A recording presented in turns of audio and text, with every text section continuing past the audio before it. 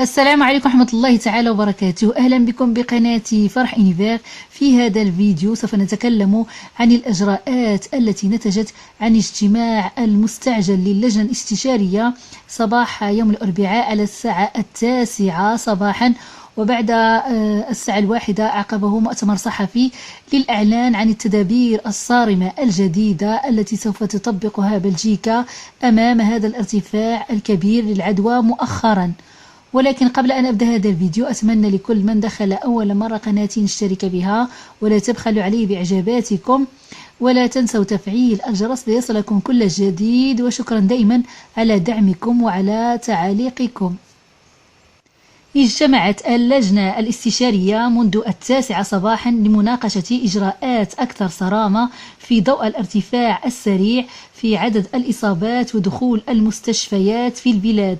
وقال رئيس الوزراء ألكسندر دكرو: ارتفعت أرقام إصابات فيروس كورونا في البلاد بشكل حاد، والمستشفيات تتساءل إلى متى يمكنها الاستمرار في هذا الوضع، مشيرا إلى أن التطور بشكل سلبي هو الذي نراه في بلدنا ولكن أيضا في البلدان المجاورة لنا، حيث يؤدي أيضا إلى إجراءات جديدة صارمة.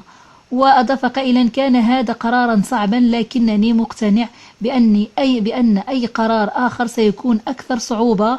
وفقا لرئيس الوزراء، لذلك اختارت اللجنة الاستشارية الألم القصير، يمكن للمرء أن يسميها وقفة عيد الفصح. وبالنسبة لهذه التدابير فمثلا بالنسبة للمدارس، فاعتبارا من يوم الاثنين ستغلق المدارس الابتدائية والثانوية وأبوابها، وكذلك بالنسبة للمستوى العالي يعني الجامعات أيضا لن يرجعوا كما كان مخططا مسبقا، وسينتقل كل هذا التعليم بالنسبة للابتدائي والثانوي والمستوى يعني الجامعي يبقى كما هو عليه الحال، سوف يكون التعليم عن بعد. وبالنسبة للمدرسة الثانوية لا يزال من الممكن القيام بالاختبارات في ظل ظروف معينة، بينما يمكن لرياض الأطفال أن تظل مفتوحة، ولكن هذا الإغلاق سوف يتم حتى نهاية عطلة الفصح، وبعدها تقول اللجنة الاستشارية يمكن رجوع جميع الأطفال وكذلك الذين يدرسون بالثانوية وبالجامعات 100% إلى يعني الدراسة حضوريا. هذا ما تقوله اللجنة في انتظار يعني تطورات الفيروس. أما بالنسبة لمهن الاتصال فبداية من يوم السبت، هذا السبت المقبل، سيتم بالنسبة لمصففي الشعر وصالونات التجميل ستغلق أبوابها مرة أخرى، يعني الكوافير وليزيستيتيسيان اللي كانوا فتحوا مؤخرا غادي يعاودوا يغلقوهم بسبب الارتفاع العدوى، وغادي تغلق هذه المحلات يعني هذا السبت المقبل. وكذلك بالنسبة للمحلات غير الضرورية سوف لن تبقى مفتوحة إلا فقط للعملاء عن طريق المواعيد، يعني الواحد اللي بغى يمشي لهم خصو ياخذ موعد. لن يسمح للأشخاص بالالتقاء في الهواء الطلق إلا في مجموعات من 4، يعني أيضا ابتداء من يوم السبت لن يسمح للأشخاص الالتقاء كما كان في الأول 10 أشخاص، الآن لن يسمح بالالتقاء إلا ل4 أشخاص فقط لا غير، ولم يعد مسموحا لهم بالالتقاء فيما يسمى بالفقاعة الخارجية المكونة من 10 أشخاص. سيظل العمل عن بعد إلزاميا، وسيكون هناك ضوابط إضافية وعقوبات أكثر صرامة للشركات التي لا تتبع التدابير. يعني بالنسبة للمحلات الغذائية سوف تظل مفتوحة، وكذلك المكتبات وكذلك بائع الورود وغيرها يعني الضرورية سوف تبقى مفتوحة. وفيما يتعلق بالتدبير الحالي لحظر التجول سيظل ساريا، يعني حظر التجول سيبقى كما كان. بالنسبة لبروكسل يبدأ من الساعة 10 وينتهي مع يعني الساعة 6 صباحا. بالنسبة لمنطقة لوالوني وكذلك لمنطقة الفلندر يعني الفلندر يبدأ من الساعة 12 مساء يعني مينوي، وينتهي على الساعة 5 صباحا.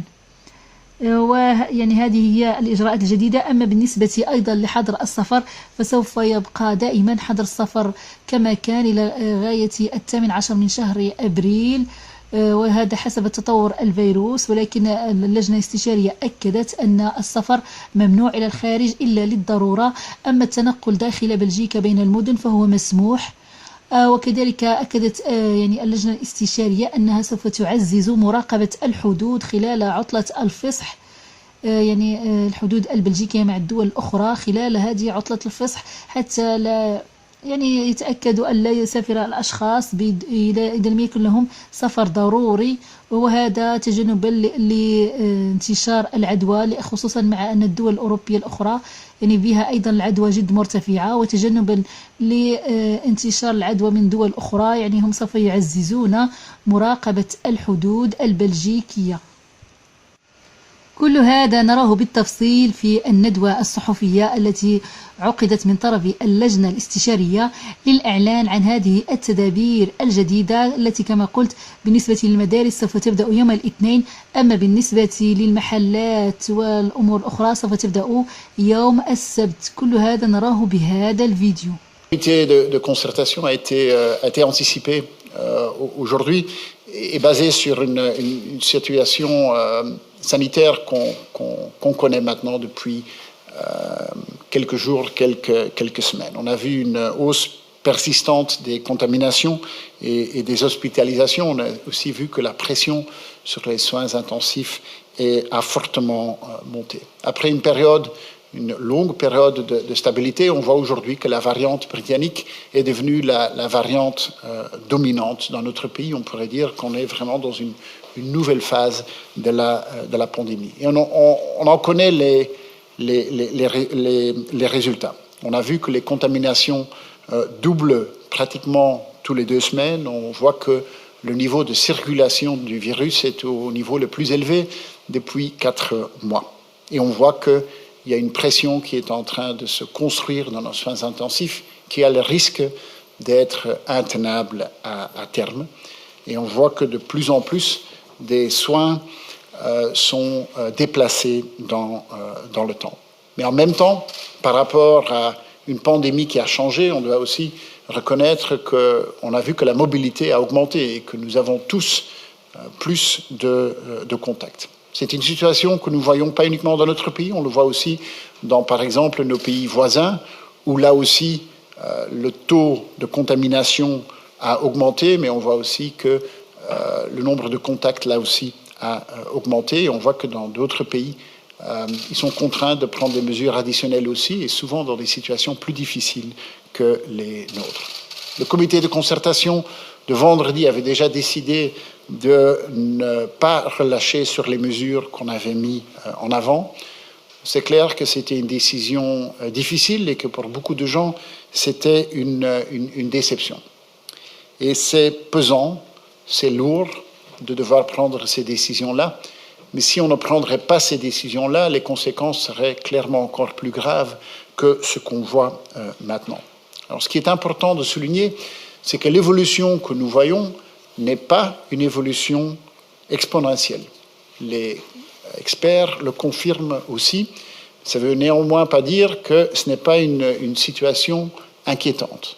Au contraire, parce qu'une évolution, une augmentation linéaire dans le temps, elle devient intenable aussi. À un moment donné, la pression dans les soins intensifs devient très élevée et ça peut mener au fait que certains soins ne peuvent plus être administrés. Par exemple, par rapport à des jeunes qui ont besoin de soins pour d'autres situations que la Covid, on devrait leur dire que vous ne pouvez pas recevoir ces soins parce qu'il y a trop de gens dans les soins intensifs avec des symptômes Covid. Personne ne veut être confronté à ce genre de situation-là. Donc le comité de concertation a opté de prendre des mesures d'une façon forte et courte et d'opter pour une pause de Pâques, une période de 4 semaines de mise sous cloche avec des mesures qui sont larges et qui comptent sur la solidarité des différents secteurs pour prendre les mesures nécessaires. Premièrement, dans l'enseignement. À partir de lundi, il n'y aura plus d'enseignement présentiel dans l'enseignement primaire, secondaire et supérieur. Les écoles maternelles restent bien ouvertes. L'objectif est de réouvrir les écoles à partir du 19 avril. On voit que c'est dans la tranche de 10 à 19 ans qu'on observe le plus grand nombre de contaminations aujourd'hui, contaminations qui souvent sont transmises aux parents et qui ont le risque d'être transmis, par exemple, aux grands-parents, qui sont souvent les gens qui se retrouvent alors dans les soins intensifs. Une temporisation pendant les vacances de Pâques prolongées devrait nous permettre d'inverser cette tendance. D'ailleurs, c'est une méthode qu'on a déjà utilisée dans le passé. Les vacances d'automne, on les avait prolongées aussi d'une semaine et on avait vu que ça nous a aidé de mieux combattre une situation qui était difficile à ce moment-là. Deuxième mesure, dans les magasins non essentiels qui restent bien ouverts, les achats devraient se faire sur rendez-vous. De préférence seul, mais si c'est nécessaire, avec une deuxième personne, mais cette deuxième personne doit être la personne du même foyer. C'est la méthode qu'on utilise aux Pays-Bas depuis quelques mois. C'est clair que l'enlèvement de commandes reste naturellement également possible. Troisième mesure, le comité de concertation a décidé de fermer les métiers de contact non médicaux. Quatrièmement, les rassemblements à l'extérieur, le maximum de personnes à l'extérieur sera remis au niveau de 4 personnes, comme c'était le cas avant. Autre mesure reste en vigueur naturellement, interdiction de voyage non essentiel. Je pense que c'est clair pour tout le monde que durant cette période difficile, il ne faut pas voyager pour le loisir vers d'autres pays. D'ailleurs, il y aura plus de contrôle aux frontières pendant la période de Pâques. Mesure qui reste valable, c'est l'obligation de télétravail. Il y aura un contrôle accru du respect de l'obligation de télétravail. D'ailleurs, des entreprises qui ne respectent pas cette règle pourront être contraintes à fermer leurs activités. Certaines choses, on n'y touche pas. Le couvre-feu au niveau fédéral reste valable comme c'est le cas maintenant et nous n'interdisons clairement pas les déplacements non essentiels. On ne l'a pas fait pendant la période octobre-novembre, dans une situation plus difficile. Donc, tout le monde reste libre de bouger dans notre pays comme ils le veulent. Je suis bien conscient que c'est des mesures qui sont difficiles à avaler, et certainement pour ceux qui voient, par exemple, leur activité professionnelle contrainte. Je vais être clair que la solidarité jouera et qu'au niveau fédéral, la droite passerelle double sera maintenue et que les régions ont aussi des mesures, des mesures qui sont en œuvre déjà maintenant. Alors, malgré le contexte, je voudrais quand même souligner quelques points positifs. Les 17 semaines passées, on est parvenu ensemble à éviter que cette troisième vague vienne. Et on l'a fait en nous tenant à des mesures, et je sais que ça a été un effort considérable et on a vraiment dû se motiver pour le faire. Je suis convaincu que cette troisième vague, on va la casser. Et on va la casser de la même manière qu'on l'a fait jusque maintenant et aussi en appliquant les mesures, les décisions qu'on a prises maintenant. D'un autre côté, la situation est quand même un peu différente par rapport à il y a quelques mois, et ça c'est basé sur la vaccination, naturellement, un effort de vaccination qui clairement, on a vu, s'accélère. Il est clair que pour la fin mai, toutes les personnes au-delà de l'âge de 65 ans et des personnes avec des comorbidités devraient avoir eu leur première injection de vaccin, et clairement ça aura un impact sur nos hôpitaux. D'ailleurs, on le voit dans les maisons de repos. Aujourd'hui, les gens sont vaccinés et on voit que le taux d'hospitalisation a diminué de 70% et il y a 85% de décès en moins. Donc on voit que les vaccins fonctionnent pour les personnes les plus vulnérables. Je voudrais ajouter une dernière chose. Je pense que cette pandémie, ce virus, les derniers jours, nous a remis avec les pieds sur terre. Ceci est une grande leçon d'humilité. Une leçon d'humilité pour les politiciens, pour les experts, pour nous tous.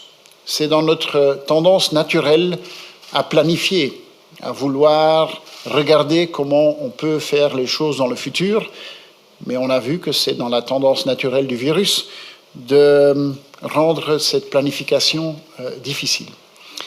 Mais l'objectif reste le même. Et l'objectif est de passer un été à un esprit plus léger, et c'est à notre portée de main. Et c'est à notre portée de main en suivant notre effort de vaccination, et on sait naturellement qu'on doit toujours parler avec deux mots parce que les livraisons sont avérées assez instables durant les semaines passées. Mais je suis convaincu que le chemin à prendre, c'est le chemin à deux éléments. Un premier élément, c'est de continuer la vaccination et de continuer à accélérer la vaccination. Et le deuxième élément, c'est de respecter les règles et de changer notre comportement. Et donc le message final, il reste le même. Protégez vous-même, protégez-vous les uns les autres et limitez au maximum vos contacts. Pour ce qui me concerne, je voudrais dire ceci. D'abord, je comprends parfaitement la fatigue et, je dirais, le ras-le-bol que peuvent avoir nos concitoyens. Voilà un an que nous tentons de stopper la propagation du virus. Mais comme l'a dit le Premier ministre, la situation, elle est grave. Elle est grave et elle pourrait devenir catastrophique.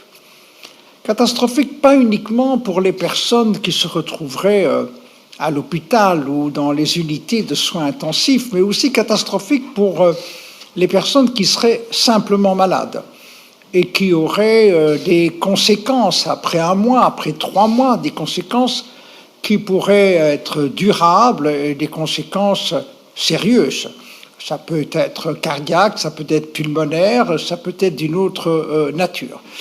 Dès lors, les mesures qui ont été prises, elles ne sont pas prises de gaieté de cœur, elles sont prises avec un seul souci, c'est de sortir de la situation actuelle le plus rapidement possible. Alors, je dirais que en faisant cela, on espère pouvoir retrouver le sourire après ces 4 semaines et faire en sorte également et insister auprès des entreprises pharmaceutiques pour que les vaccins soient disponibles, pour que l'on puisse alors vacciner encore plus massivement. Et les vaccins d'un côté, les mesures de l'autre, on espère réellement qu'on peut retrouver une vie qui soit beaucoup plus apaisée qu'actuellement.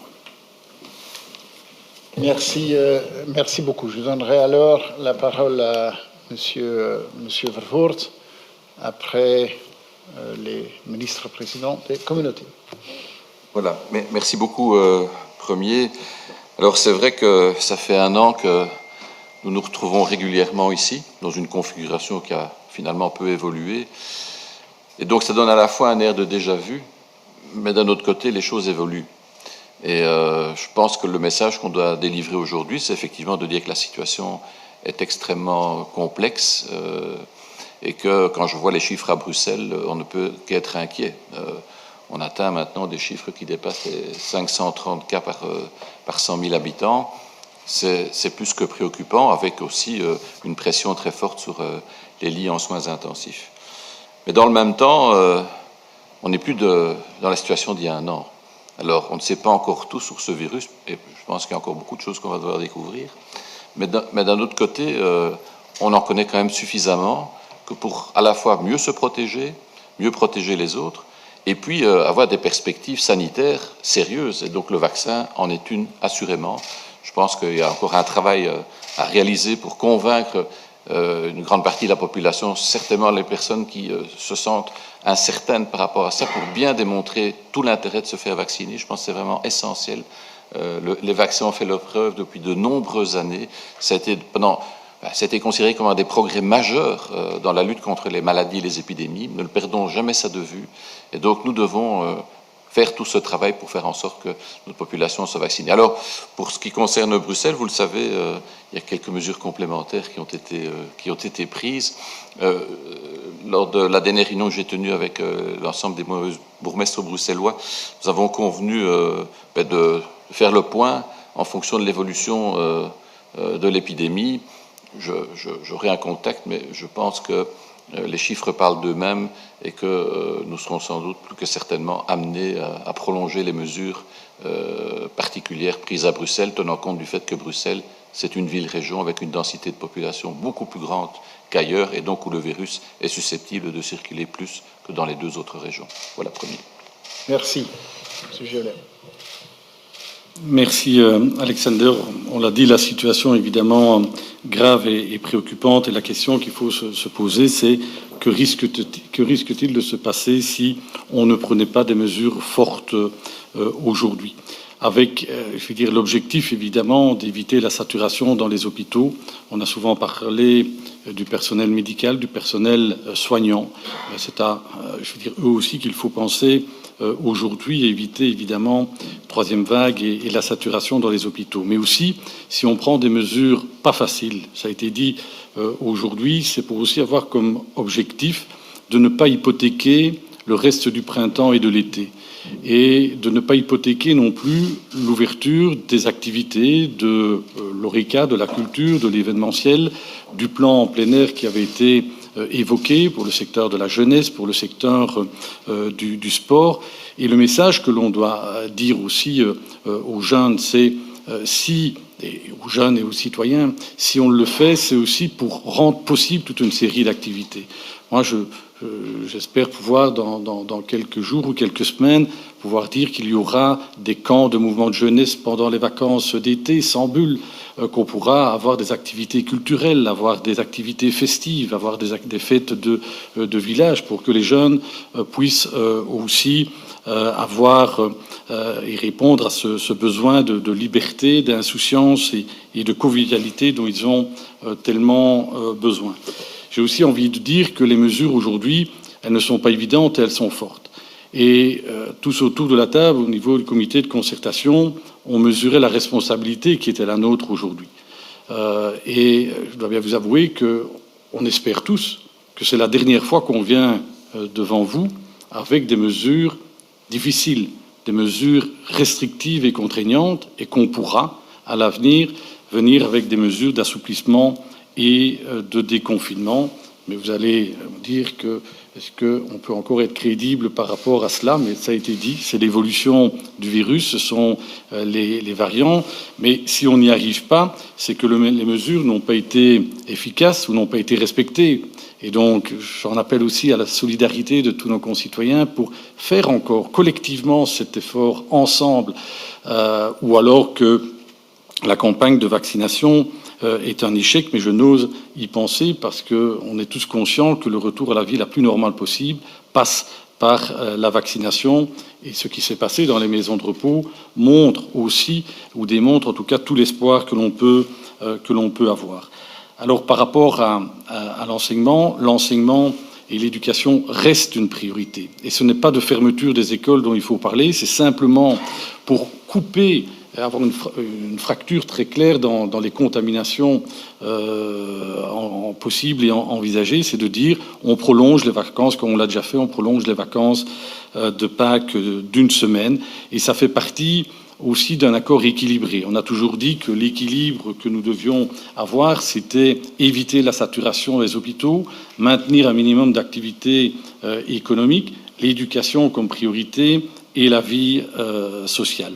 Je terminerai simplement pour à nouveau remercier, je veux dire, l'ensemble de la population pour les efforts qui sont faits, mais aussi en matière de Fédération Wallonie-Bruxelles, tous les enseignants qui font un métier dans des conditions très difficiles, les accueillants d'enfants, tous les secteurs, l'aide à la jeunesse, etc., qui sont au quotidien, je vais dire, au front et face aussi à ce virus. Donc tous ces métiers sont à remercier aujourd'hui, ça doit être dit, mais je pense que c'est l'ensemble des citoyens, l'ensemble des jeunes, l'ensemble des personnes âgées, l'ensemble des classes d'âge qui doivent être aujourd'hui remerciés. Et j'ai envie de leur dire, faisons encore ensemble un effort. Je sais que ce n'est pas évident, mais c'est ce qui nous permettra vraiment de retrouver une vie la plus normale possible dans les semaines à venir, et aussi une ouverture d'un maximum de secteurs qui n'attendent que ça, parce que dans l'équilibre, il y a aussi évidemment toute l'activité économique pour certains, et on sait